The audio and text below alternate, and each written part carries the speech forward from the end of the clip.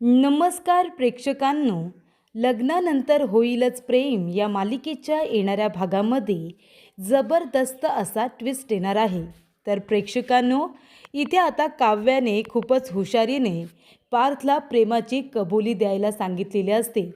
तर इथे काव्याने पार्थला प्रेमाची कबुली देण्यासाठी मेमरी लॉसचं नाटक केलेलं असतं. पार्थच्या समोर जीवाला मिठी मारत तिने इथे पार्थला आणि नंदिनीला पूर्णपणे घाबरवलेलं असतं आणि त्यानंतरच पार्थ आणि नंदिनीला आपल्या चुकीची जाणीव होते आणि त्याचबरोबर प्रेमाची जाणीव होताच दोघांनी इथे जीवा आणि काव्याला प्रपोज करून मोकळे झालेले असतात. तर प्रेक्षकांनो, येणाऱ्या भागामध्ये कशा पद्धतीने या गोष्टी पुढे घडत जातात आपण सविस्तरपणे बघूया. प्रेक्षकांनो, आपण बघितलं इथे काव्य आणि पार्थ हे दोघे जण एक्झामसाठी निघालेले असतात. पण नियतीने काव्य आणि पार्थच्या नात्यावरती खूप मोठा घाला घातलेला असतो. दोघे जण आता एकत्र येणारच असतात. तेवढ्यातच गुंड लोक तिथे येतात आणि इथे आता एका महिलेला आणि तिच्या मुलीला छेडण्याचा प्रयत्न करत असतात. दुसऱ्याची मदत करता करता त्यांच्यावरचं संकट काव्य आणि पार्थने स्वतःवरती ओढून घेतलेलं असतं आणि त्यामुळे काव्याला स्वतःच्या जीवाची सुद्धा बाजी लावावी लागते. त्यानंतर पार्थ काव्याला हॉस्पिटलमध्ये घेऊन येतो. तिला इमर्जन्सीमध्ये ऑपरेट करण्यासाठी हॉस्पिटलमध्ये घेतलेली सुद्धा असते आणि तेव्हा पार्थने नंदिनीला फोन करून सांगितलेलं असतं की काव्याचा खूप मोठा अपघात झालेला आहे. तेव्हा प्रेक्षकांनो, जीवा आणि नंदिनी यांचं नातं तुटणार असतं. जीवा नंदिनीला फास्ट ट्रॅकवरती डिवोर्स देण्याचा आग्रह धरत असतो. तेव्हा इथे नंदिनी डिवोर्स देण्यासाठी नाही म्हणत असते, पण जीवा तिला फोर्स करतो आणि ती डिवोर्स पेपर साईन करायला जाणारच. तेवढ्यातच इथे पार्थने नंदिनीला फोन करून सांगितलेलं असतं काव्याचा अपघात झाल्याचं आणि तेव्हा एका फोनमुळे त्या दोघांचा डिवोर्स होता होता राहिलेला असतो. तर प्रेक्षकांनो, या सगळ्या गोष्टी घडतच असतात आणि त्याच्यामध्ये इथे आता काव्याने खूप मोठं नाटक केलेलं असतं पार्थला छोटासा धडा शिकवण्यासाठी. तर प्रेक्षकांनो, येणाऱ्या भागामध्ये इथे आता पार्थने काव्यावरील प्रेमाची कबुली द्यावी यासाठी मेमरी लॉसचं नाटक केलेलं असतं आणि त्यानंतर नंदिनी आणि पार्थच्या समोर तिने जीवाला मिठी मारलेली असते. त्या दोघांना असं बघून इथे नंदिनी आणि पार्थ यांच्या पायाखालची जमीनच सरकलेली असते आणि त्यांना त्यांच्या चुकीची जाणीव झालेली असते. तर प्रेक्षकांनो, येणाऱ्या भागामध्ये कशा पद्धतीने इथे आता काव्या सगळ्यांना धडा शिकवते हे आपण सविस्तरपणे बघूया. तर प्रेक्षकांनो, त्या गुंड लोकांनी काव्याच्या डोक्यावरती खूप मोठा मारा केलेला असतो. त्यामुळे तिच्या डोक्याला मार लागल्यानंतर रक्तस्रावसुद्धा झालेला असतो आणि तिच्या मेंदूला मार लागलेला असतो. पार्थ घाबरल्यानंतर आपल्या घरच्या लोकांना फोन करून सांगतो. तेव्हा जीवा आणि नंदिनी पार्थला भेटायला आलेले असतात. काव्याची सर्जरी झालेली असते. डॉक्टरांनी सांगितलेलं असतं की 24 तास अंडर ऑब्झर्वेशन ठेवणार. जर त्या शुद्धीवरती आल्या तर चांगली गोष्ट आहे, नाहीतर अशा अवस्थेमध्ये पेशंट कोमामध्ये सुद्धा जाऊ शकतो. तेव्हा पार्थ म्हणत असतो की काही झालं ना तरीसुद्धा काव्यांना बरं वाटलं पाहिजे. तेव्हा नंदिनी, काव्य आणि जीवा प्रत्येकाला काव्याबरोबर घालवलेले ते सगळे क्षण आठवत असतात. म्हणजे इथे काव्याने जरीसुद्धा सत्य माझ्यापासून लपवलं असेल तरीसुद्धा ते माझ्यासाठी चांगल्याचंच होतं, कारण पुढे जाऊन मला त्रास होऊ नये हा हेतू फक्त त्यांच्या मनामध्ये होता आणि त्यामुळे त्या दोघांनी आपल्या अफेअरची गोष्ट सगळ्यांपासून लपून ठेवली. पण 16 डिसेंबरला रम्य आणि वसूमुळे ते सगळ्यांना समजलं आणि त्यानंतर नंदिनी आणि पालचं जे काही बिहेवियर होतं त्या दोघांच्या प्रती ते खूपच जास्त विचित्र होतं. नंदिनीने जीवा आणि काव्याला बिलकुल समजून घेतलं नाही. तिचे इथे जे काही आता तत्त्व आहेत ना, ते तत्त्व तिने इतके आता नात्याच्या मध्ये आणले की नातं इथे ताणून ताणून शेवटीला तोडण्या इतपत त्या दोघांनी ते नातं नेलं. त्यानंतर पार्थने सुद्धा तेच केलं. काव्य आणि जीवा त्यांचे एफर्ट्स देत राहिले, हे सिद्ध करत राहिले की आमचं तुमच्यावरतीच प्रेम आहे, पण तरीसुद्धा दोघांना त्यांची खात्री काही पटली नाही. निदान त्यांनी त्यांच्या स्वतःच्या प्रेमावर तरी विश्वास ठेवायला हवा होता. पण असं काहीही घडलं नाही. आणि मग आता शेवटीला असा क्षण आला प्रेक्षकांनो, की इथे आता जीवा इतका फ्रस्ट्रेट झाला की तो नंदिनीला फास्ट ट्रॅकवरती डिवोर्स द्यायला निघाला. आणि इथे नियती असा खेळ खेळली की काव्याच्या डोक्याला प्रचंड मार लागला आणि तिला हॉस्पिटलाइज करावं लागलं. तर प्रेक्षकांनो, इथे आता पार्थ आणि नंदिनी दोघेजणं अशा वळणावरती आहेत की त्यांना त्यांची चूक कळते की का इतकं ताणलं, का त्यांना माफ केलं नाही, असा विचार आता करत बसलेत. तेव्हा सगळेजण पार्थला म्हणत असतात की काव्या बरी होईल, काव्या बरी होईल. तेव्हा पार्थ म्हणतो काव्याला बरं व्हावंच लागेल आणि त्या पेपरला सुद्धा जातील, मी पेपरला घेऊन जाईन त्यांना, असं तो आता म्हणत असतो. तेवढ्यातच प्रेक्षकांनो, इथे आता 24 तास होऊन गेलेले असतात, पण अजूनही काव्य शुद्धीवरती आलेली नसते. तेव्हा तिच्याजवळ पार जातो आणि तिला म्हणत असतो की काव्या डोळे उघडा ना, प्लीज काव्या डोळे उघडा, बघा कोण आलं आहे, तुमचा बोका आला आहे, प्लीज प्लीज काव्या डोळे उघडा ना, तुम्हाला एक्झामला जायचं आहे, आज तुमची मेन्स आहे ना, तुम्हाला जायचं नाही का, चला आपण निघूया. तेव्हा इथे आता काव्या ही हळूच शुद्धीवरती येते आणि तेव्हा इथे पार्थ म्हणत असतो की डॉक्टर लवकर या, काव्या शुद्धीवरती आल्या, प्लीज लवकर या. तेव्हा काव्या म्हणते, 1 मिनिट, कोण आहात तुम्ही, माझा हात सोडा. आणि ती पटकन पारच्या हातातून आपला हात बाजूला करते. आणि तेव्हा प्रेक्षकांनो, तेव्हा इथे काव्या म्हणत असते, कोण आहात तुम्ही आणि असा कसा माझा हात पकडलात. त्यानंतर इथे नंदिनी आणि जीवा हे सुद्धा आता वॉर्डमध्ये येतात. तेव्हा जीवा म्हणत असतो, काव्या कशी आहेस तू. तेव्हा इथे आता काव्या जीवाकडे बघते आणि ती आता त्याच्याकडे बघून स्माईल करते. तेव्हा पार्थ म्हणत असतो की हे काय चाललं आहे, म्हणजे हे थोडंसं वियर्ड वाटतं आहे, कारण ती मला ओळखत नाही आहे आणि जीवाकडे बघून स्माईल करते. तेव्हा प्रेक्षकांनो, इथे आता काव्या जाते आणि म्हणत असते की जीवा, आणि ती त्याला आपला हात पुढे करते.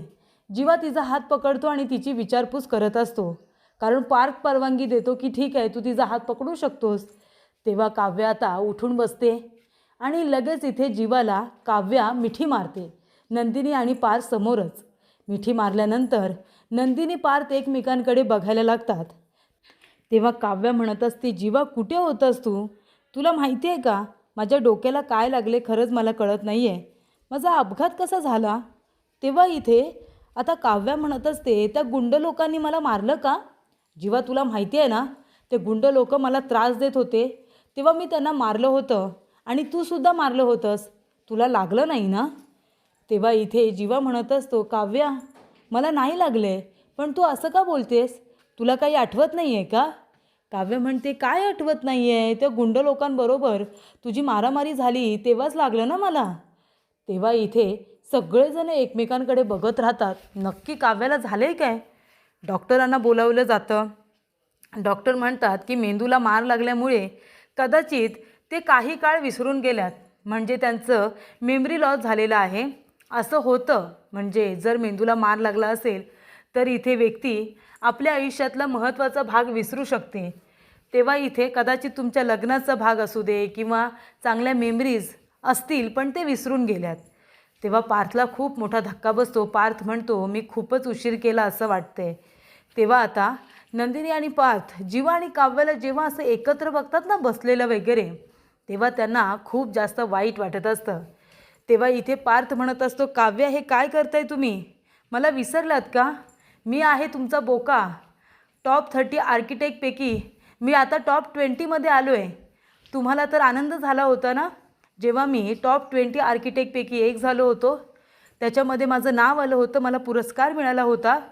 सगळं काय विसरलात तुम्ही, तुम्ही तुमच्या ह्या बोक्याला विसरलात. तेव्हा काव्या म्हणत असते, कोण बोका आहे, काय बोलताय तुम्ही, मी का तुम्हाला बोका बोलू. जीवा, अरे कोण आहे इथे. जीवा म्हणत असतो, काव्या तुला आठवत नाही आहे, अगं हा पारदादा आहे. तेव्हा काव्या म्हणते, अच्छा पारदादा, म्हणजे तुझा दादा आहे का तो. सॉरी खरंच सॉरी पार्थ, मी तुम्हाला ओळखलं नाही. तेव्हा इथे पार्थ म्हणत असतो, काव्या प्लीज असं बोलू नका, तुमच्या अशा बोलण्याचा त्रास होतो आहे मला. तुम्ही सगळं काय विसरलात, आपलं लग्न, आपलं प्रेम, सगळं काय विसरलात तुम्ही. काव्या म्हणते, कुठलं प्रेम, कसलं प्रेम, काय बोलताय काय तुम्ही, मला काहीच कळत नाही आहे. तेव्हा पार्थ म्हणतो, काव्या प्लीज असं बोलू नका, प्लीज मला तुमचं बोलणं सहन होत नाही आहे, नाहीतर मी वेडा होईल. तेव्हा काव्या म्हणते, हे बघा, माझं जीवावरती प्रेम आहे आणि तुम्ही असं का बोलताय? तेव्हा नंदिनी इथे आता पूर्णपणे टेन्शनमध्ये येते की हे काय घडलं, नियतीने आम्हाला कुठली शिक्षा दिली. पार्थ म्हणतो, काव्या, असं बोलू नका. अहो, आपलं प्रेम विसरलत का तुम्ही? आपलं लग्न झालं आहे, मी आहे तुमचा नवरा, तुम्ही आहात मिसेस काव्या पार्थ देशमुख. हे नाव तुम्हाला खूप आवडतं ना, काव्या पार्थ देशमुख. तुम्ही मला म्हणता ना मिस्टर देशमुख, मग तरीसुद्धा तुम्हाला मी का आठवत नाही आहे? तुमचं तर माझ्यावरती जीवापाड प्रेम होतं ना, आणि माझंही तुमच्यावरती जीवापाड प्रेम होतं, मग तरीसुद्धा तुम्ही मला विसरलात. तेव्हा काव्य म्हणते, असं कसं बोलताय तुम्ही की तुमचं माझ्यावरती प्रेम आहे? मला तर नाही आठवत. पार्थ म्हणतो, असं कसं नाही आठवत? काव्य म्हणते, खरंच नाही आठवत. जर तुमचं माझ्यावरती प्रेम असतं तर तुम्ही असे वागलातच नसतात ना माझ्याबरोबर, तुम्ही माझ्यावरती विश्वास ठेवला असतात. तेव्हा पार्थ म्हणतो, म्हणजे? तेव्हा काव्य म्हणते, कसं वाटलं तुम्हाला जेव्हा मी तुम्हाला विसरले आणि जीवाचा हात पकडला? तेव्हा पार्थ म्हणतो, म्हणजे हे काय बोलताय तुम्ही काव्या? तेव्हा काव्य म्हणते, हो नंदिनीताई, कसं वाटलं तुला जेव्हा मी म्हणाले की माझं जीवांवरती प्रेम आहे? तेव्हा नंदिनी म्हणते, मला मेल्याहून मेल्यासारखं वाटलं. तेव्हा इथे आता जीवा म्हणत असतो, काव्या, म्हणजे तो आता जे काही वागलीस ते नाटक होतं? काव्य म्हणते, हो, मी मेमरी लॉसचं नाटक केलं होतं. तेव्हा ती म्हणते की जेव्हा 16 डिसेंबरला जे काही घडलं या लोकांना कळलं, तेव्हा यांनी आपल्याला समजून नाही घेतलं, सिच्युएशन समजून नाही घेतली. आपल्याला गुन्हेगार ठरवून हे दोघेजणं तर मोकळे झाले ना जीवा. आपण हे सगळं त्यांना सांगितलं नाही त्यांच्या प्रेमाखातीर, त्यांना त्रास होऊ नये म्हणून सांगितलं. 2 कुटुंबांची इज्जत राखण्यासाठी आपण गप्प बसलो, पण आपल्याला काय मिळालं? आणि एवढं सगळं आपण सहन करूनसुद्धा आपण जेव्हा आपल्या पार्टनरवरती जीवापाड प्रेम करायला लागलो आणि तेव्हा त्या दोघांनी इथे अगदी चहामध्ये पडलेल्या मास्कीसारखं आपल्याला उचलून झिडकारलं, आपल्याला बाजूला सोडून दिलं, आणि नंतर तरीसुद्धा आपण पाण्यामध्ये डुबत असलेल्या त्या व्यक्तीसारखे पाय मारत राहिलो की कधीतरी आपण वरती येऊ, कुणीतरी आपल्याला हात देईल आणि आपल्याला इथून पाण्यामधून बाहेर काढेल आणि आपला जीव वाचेल. अशा पद्धतीने आपण इथे यांच्यावरती प्रेम करत राहिलो, त्यांना प्रेमाची जाणीव करून देत राहिलो, आणि हे लोक मात्र आपल्याकडे पाठ फिरून निघून जाऊ लागले. त्यांनी आपल्याला गुन्हेगार ठरवूनच ठेवलं होतं, आणि जेव्हा त्यांची खात्री पटली तेव्हा ते लोक आपल्याला माफ करायला तयार झाले देखील. ते सुद्धा स्पष्टपणे बोलले नाही. काल जे काही घडलं त्याच्यामध्ये जर पार्थ खरोखर माझी मेमरी लॉस झाली असती, मी तुम्हाला विसरले असते, तर काय झालं असतं तुमचं? तुम्ही म्हणत होतात की हे आम्ही तुम्हाला का सांगितलं नाही की आमचं एकमेकांवरती प्रेम होतं? तुम्ही दोघेजणं ते सहन करू शकला असतात? तुम्ही आम्हाला विसरू शकला असतात? मग त्यावेळेला जे काही घडलं ते विसरून आम्हाला तुमच्या आयुष्यामध्ये स्वीकारलं का नाहीत? एवढा त्रास द्यायची काय गरज होती? तेव्हा काव्या म्हणते, पार्थ देशमुख आणि ताई, आयुष्यामध्ये जी माणसं आपल्याजवळ येतात त्यांच्या चुका जरी झाल्या, काही लोक असतात ज्यांना चुकाची जाणीव होते, काही असतात ज्यांना चुकीची जाणीव होत नाही, पण ज्यांना झालेली असते त्यांना इथे मोठ्या मनाने माफ करून एक चान्स दिला तर काही कमी होणार नाही. पण जास्त ताणलं तर तुटतं, तसं तुम्ही जास्त ताणून तोडायला गेलात. तेव्हा इथे काव्या म्हणते, कधीतरी माफ करून एक चान्स दिला तर गोष्टी सोप्या होतात, एवढ्या कठीण करायची गरज नाही आहे. जीवाला आणि मला जो काही त्रास झाला तो आधीच्या त्रासापेक्षा सुद्धा जास्तीचा त्रास होता. तेव्हा का केलं का नाही केलं, आपली तत्त्व कशी मोठी यापेक्षा समोरच्या माणसाची सिच्युएशन काय होती, तेव्हाची ती परिस्थिती काय होती हे समजून घेतलं असतं आणि माफ करून मोकळे झाला असतात तर आज हा दिवस आलाच नसता, असं काव्या म्हणते. जर मनामध्ये प्रेम असेल तर ते मान्य करावं, समोरच्या माणसाला असं लटकवत ठेवू नये, असं काव्या स्पष्टपणे नंदिनी आणि पार्थला सांगते. तर अशा रीतीने इथे आता पार्थने काव्याची माफी मागितलेली असते आणि तिचं प्रेम मोठ्या मनाने स्वीकारायला बघितलेलं असतं, पण इथे काव्यानेच त्याला आता सुनावलेलं असतं. त्यानंतर तो तिची माफी मागून मी तुझ्या प्रेमात वेडा आहे असं त्याने काव्याला सांगितलेलं असतं. आणि नंदिनीसुद्धा इथे आता पार्थची माफी तर मागतेच, पण त्याचबरोबर जीवाची सुद्धा माफी मागते. ती म्हणत असते की मी राग धरून ठेवला त्यासाठी खरंच सॉरी, मी असं करायला नको होतं. आणि त्यानंतर जीवाची ती इथे आता माफी मागते आणि जीवासुद्धा तिला माफ करून आता पुन्हा एकदा स्वीकारतो. तर अशा रीतीने काव्याने मेमरी लॉस होण्याचं नाटक करताच इथे पार्थ आणि नंदिनीला आपल्या प्रेमाची जाणीव झालेली असते.